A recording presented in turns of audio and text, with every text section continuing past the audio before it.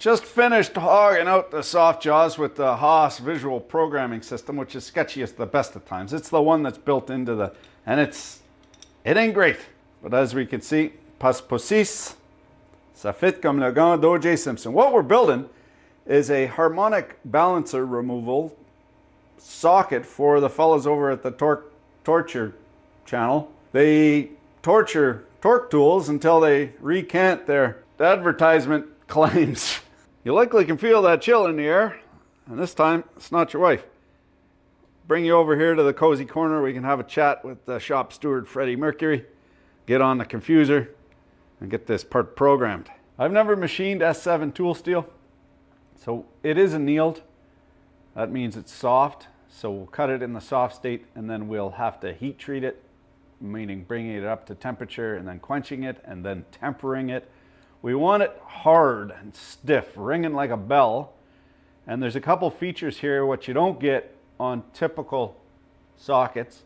Hex is tapered inwards, so you'll have to pound this on to the fastener. It's a 19 millimeter. Also, they're quite sloppy generally. And the more slop, I'm thinking, the less transfer of torque. There is a harmonic there, and you want it to be nice and tight. On the back side, let's make 2 square drives, nice and tight. Generally, these are 10 thou oversized. We're making them 2 thou oversized, so you might need to heat them up, or you might need to bang them on. And then, just for tits and pickles, we're going to offset one. See if having it offset increases the torque. And then, public disclosure of a novel invention, so no one else can patent it, because fuck ya. We've got a slot here, and what that's going to allow us to do is to put in an adjustable spanner, a hook spanner in there. So once it gets spinning, the hook spanner spits out, so it doesn't hurt you, but you can give it a little extra tweak with your hand. Huh? Huh? Stupid like a fox. Us bumblefuckers, we're not all good looks. And that's for sure. You'll start to see these on sockets now, on high-end sockets. You'll see these slots in the coming decades because it's a brilliant idea. And because you use a hook spanner, if it gets a spinning, it just spits out. It just spits out. Doesn't hurt you. Eh? You need just that extra little twist at the top. I'm telling you. This idea, if I patented that, I'd be 100 air in no time. That's what it's going to look like. Squeeze you. Yeah, so dancing the fandango. No whammies, no crashies. Lots of schmoo.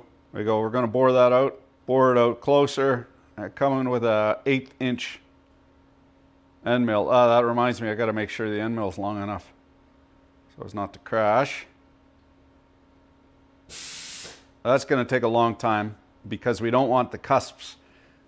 Remember, this socket is tapered and we don't want the cusps to be that big, so the step down has to be teeny tiny. I think the step down is 6 thou. Hey, you see how long that takes. So when you're making something the first time around, it never works.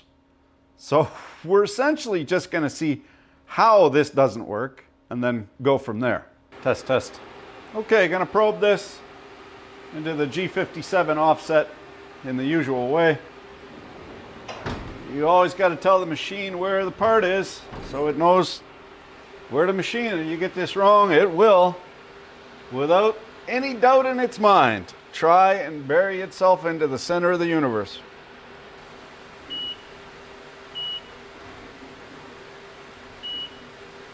These are all built into the control system.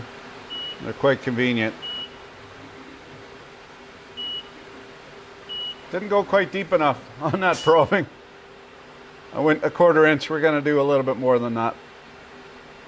I didn't want it to fetch up on that sticker. The sticker's probably 15 thou thick. You'll be able to see if it changed any because it goes back to the start position and then moves to the center. So it didn't move at all. So we were right on the money the first time around, but better safe than sorry.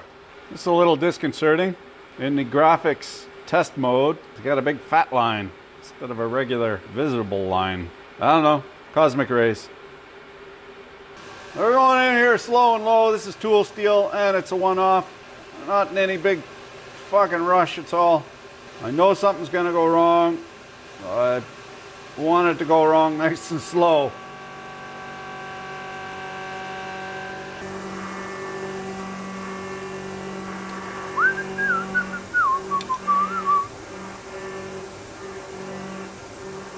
Boring out that hex with a corncob rougher, like, it doesn't leave the nicest surface finish.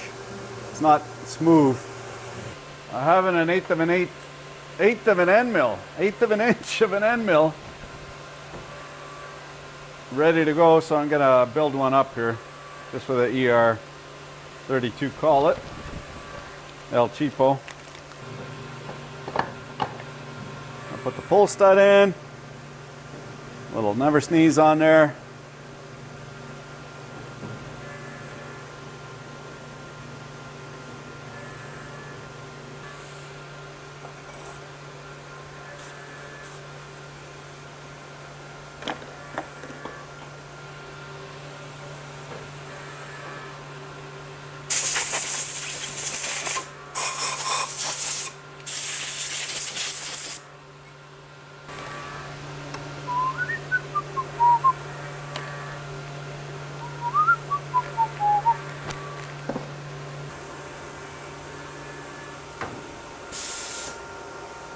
Now to clean up those corners, we're going in with an eighth of an inch end mill.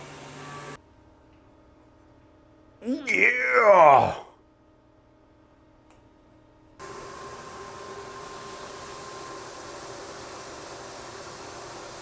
You want to hear the most annoying sound in the universe? That's a round bit cutting a square hole. In the corners of the square, that little end mill stuck right out there is going to be trying to cut two sides at once, and it sets up a resonance, especially in that long tool holder.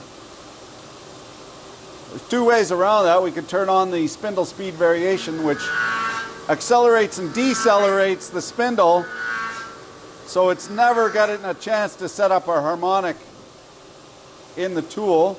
Or we could mouse ear the hole, that is, drill out the corners with a tiny drill bit prior to, so that it wouldn't be cutting, the end mill wouldn't be cutting on two sides at once. I love the old town pump CNC, but I sure as the Tin Man's got a sheet metal cock, I got some complaints.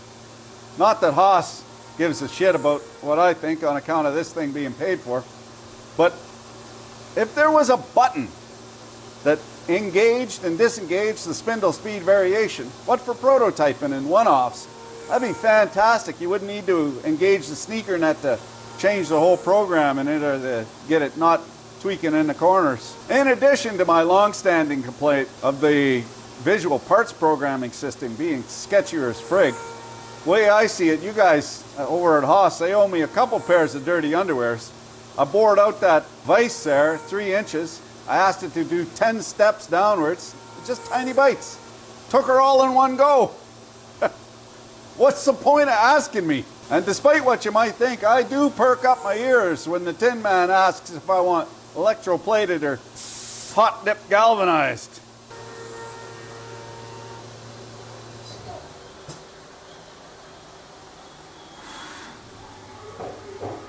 Ta-da!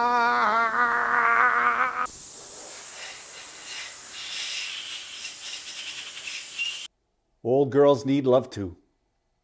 Because why not? Look at this table, just a dancing.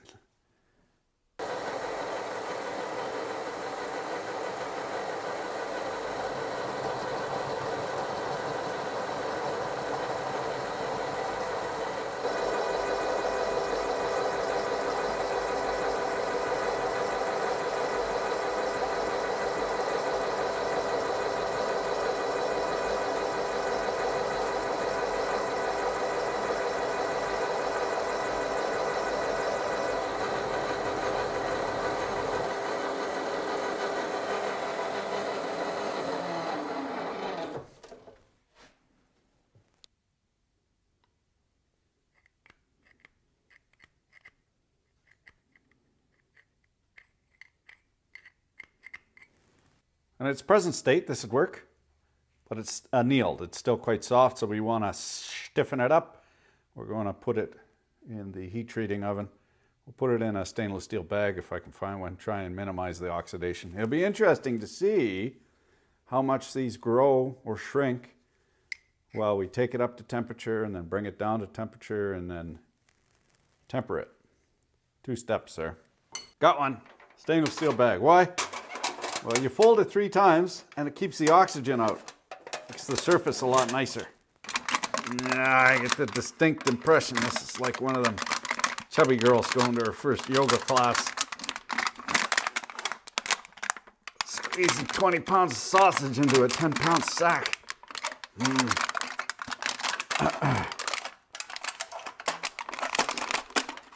Hey, like 2 bulldogs fighting in a pair of pants. Okay, well, that's about as good as we're gonna get. RS7 tool steel, been chooching away there in the little kiln, heat treat kiln. 1725. Used to be you could get a big huge book from the ASTM, AST, the fellas do the heat treating. And that book was free from the getting spot, but it cost your boss an arm and a dick, of course, once it found its way home. But they go out of date every year, so you need a new one anyway. You're doing the company a favor. But it's far easier just to look at it online now. You just get on the old jazz hands routine on the gargler and it tells you 1725. Let it soak for an hour plus 15 minutes for every inch of girth and then air cool it. That'll be hard as a wetting prick. So the process is get it nice and hot, quench it. In this case, we're going to air quench it. Just let it sit.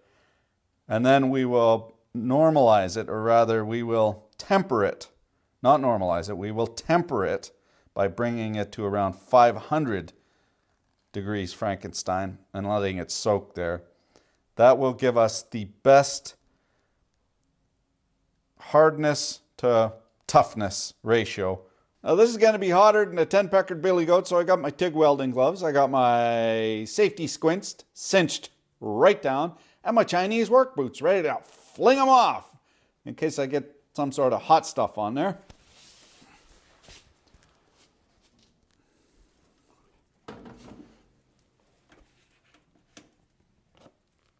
Turn that off.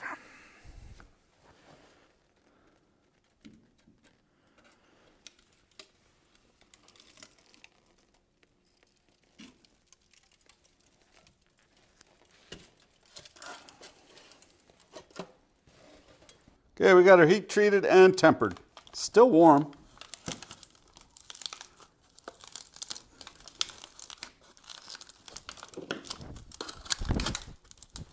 Wrong end.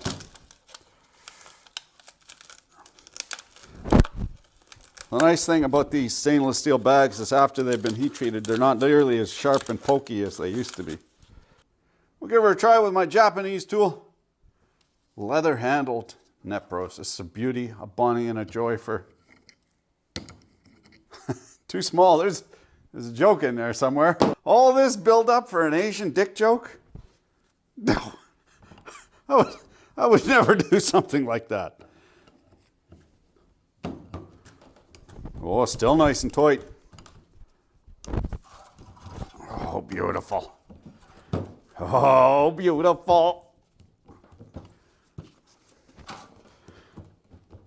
Ah, come on, you mucking slusher. Ready to see how hard this is? Telling you, these dick jokes, they write themselves.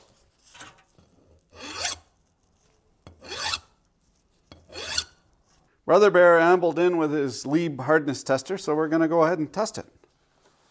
He'll show you, oh, nice, just straight down, yeah. Straight down. Good. Now pèse le piton and read it off. 45.5. 45.5. That's our standard. Good. Read it off. 48.2. Beautiful. perfect. Thumbs up, buddy. Stickers! This is a running joke around these parts and around workplaces everywhere. Safety first, as long as it doesn't interrupt production. That is a fair skookum socket. Not like those cheap Mac and Snap-on ones which break half in two when you drop them on the floor. At least that's how mine always break when I go for warranty.